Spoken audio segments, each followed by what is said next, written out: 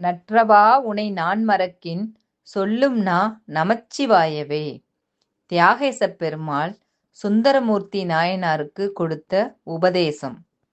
தம்பிரான் தோழர் வன்தொண்டர் எனப் போற்றப்படும் சுந்தரமூர்த்தி நாயனாரின் முதல் திருமணம் பறவை நாச்சியாருடன் கமலாலயத்தில் நடந்தது.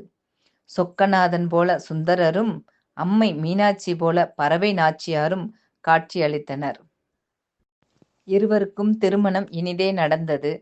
அங்கு நம்பி ஆரூரரும் பறவை நாச்சியாரும் தங்களது இல்லற வாழ்வை செவ்வனே துவங்கினர். இருவரும் காலையில் தியாகேசன் வீற்றிருக்கும் கமலாலயம் சென்று வழிபடுவதும் அங்கு இருப்பதும் பக்தியில் பாடுவதுமாக இருந்தார்கள். சுந்தரர் பக்திக்கான இலக்கியமாகவும் பரமேசுவரனையே எப்பொழுதும் பாடுவது என்றும் இருந்தார். இவ்வாறே அவரது வாழ்க்கை சென்று கொண்டிருக்கும் பொழுது சுந்தரமூர்த்தி நாயனாருக்கு ஒரு எண்ணம் தோன்றியது. கரண்டியால் உணவை எடுக்க முடியும், அந்த கரண்டியால் அதை ருசிக்க முடியுமா? கண்கள் மூலம் அழகை பார்க்க முடிகிறது, அழகை உணர முடியுமா? நம்மால் அனைத்து சுகங்களையும் அனுபவிக்க முடியுமா? நடனம் ஆடுபவர்கள் அனைத்து நவரசங்களையும் உணர்ந்துதான் ஆடுகிறார்களா என பல பல சந்தேகங்களுடன் தியாகேசர் பெருமாள் சன்னதிக்கு சென்று மௌனமாக அமர்ந்தார் சுந்தரமூர்த்தி நாயனார். அன்று சனகாதி முனிவர்களுக்கு உபதேசம் தந்த சிவபெருமான் தன் தோழனுக்கும் உபதேசம் கொடுக்க ஆரம்பித்தார். ஏ சுந்தரா, நான் எதுவும் அற்றவன், சுத்தமானவன், அனாதியானவன், அனைத்தும் நானே, ஞான ஸ்தம்பமே யாம். உம்மாலும் இப்படி இருக்க முடியும். நீயாக உனக்குள் தனிமையில் அமர்ந்து அனைத்தின் மீது இருக்கும் பற்றையும் விட்டுவிடு. ஒன்றே ஒன்று நிலைத்து நிற்கும், அதுவே யான். இதய குகையில் எம்மை தேடினால் யாம் கிடைப்போம். லோக எண்ணத்தை விட்டுவிட்டு எம்மை நோக்கி தவம் இரு. உண்மையை நீ உணர்வாய்.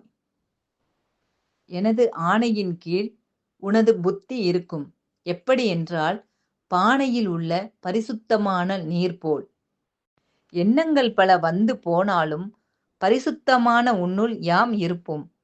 எவ்வாறு அகண்டு கிடக்கும் ஆகாயத்தில் மேகங்கள் வந்து வந்து சென்றாலும் ஆகாயம் மறைகிறதா? அதுபோல எந்த கண்களால் நீ பார்க்கிறாயோ, எந்த செவியால் நீ கேட்கிறாயோ, எந்த நாக்கால் நீ உணவை ருசிக்கிறாயோ, அது நீ அல்ல. அந்த உணர்வுகளுக்கு அப்பாலாக உள்ளதை நீ உணர்வாய். எவ்வாறு சேனா வீரர்கள் போரில் என்னவானாலும் தன் தளபதியை வழிமொழிந்து அவர் பின் செல்கிறார்களோ, அதே போல என்ன நடந்தாலும் நீ எம்மை நோக்கி வா, யாம் இருக்கிறோம். ஆற்றில் ஏதாவது ஒரு இடத்தில் படும் விஷமானது நீரின் பெரு உருவமாக இருக்கும் கடலை எவ்வாறு பாதிக்காதோ, அதே போல தவறான எண்ணங்களும் மற்ற படைப்புகளும் பரம்பொருளான என்னை எதுவும் செய்யாது. எவ்வாறு பானைக்குள் தெரியும் நிலா உண்மை ஆகாதோ, கனவில் காணும் பொருட்கள் நிஜம் ஆகாதோ, அதே போல இந்த பூலோகம் முதல் அனைத்துமே மாயையே. ஒரு மரத்தில் 2 பறவைகள் அமர்ந்திருக்கின்றன. அந்த மரமும் சிவமே, அந்த 2 பறவைகளும் சிவமே. அந்த பறவைகள் ஒரு பழத்தை புசிக்கிறது, அந்த பழமும் சிவமே. நீரானது ஒவ்வொரு துளியாக சேர்ந்தாலே பெரும் கடலாகிறதோ, அதே போல அனைத்து ஜீவராசிகளுமே யாம். இந்த உண்மையை நீ அறிந்தால் பிறப்பு இறப்பை பற்றி நீ தெரிந்து கொள்வாய். ஆதியும் அந்தமும் அற்ற பரமானந்தமான சொரூபமே யாம். பக்தியாலேயே எம்மை உணரவோ அறியவோ முடியும். அந்த பக்தியும் எமது ஆசியினாலேயே கிடைக்கும். அவ்வாறே நீ என்னை சரணடைய முடியும். எவ்வாறு சிலந்தியானது தனது வலையை பாதுகாப்புக்காக உருவாக்கி கொள்கிறதோ, அதே போல பரமேசன் அனைத்தையும் செய்து வருகிறான். எவன் ஒருவன் அவனிடம் சரணடைகிறானோ, அப்பழுக்கற்ற இதயத்தோடு இருக்கிறானோ, அவனை காப்பது அவர் கடமை.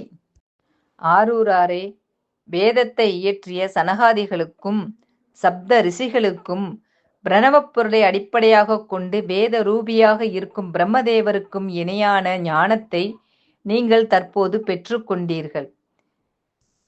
யாமே தமக்கு குருவாக வந்து தமது சந்தேகங்களை பூர்த்தி செய்துள்ளேன்.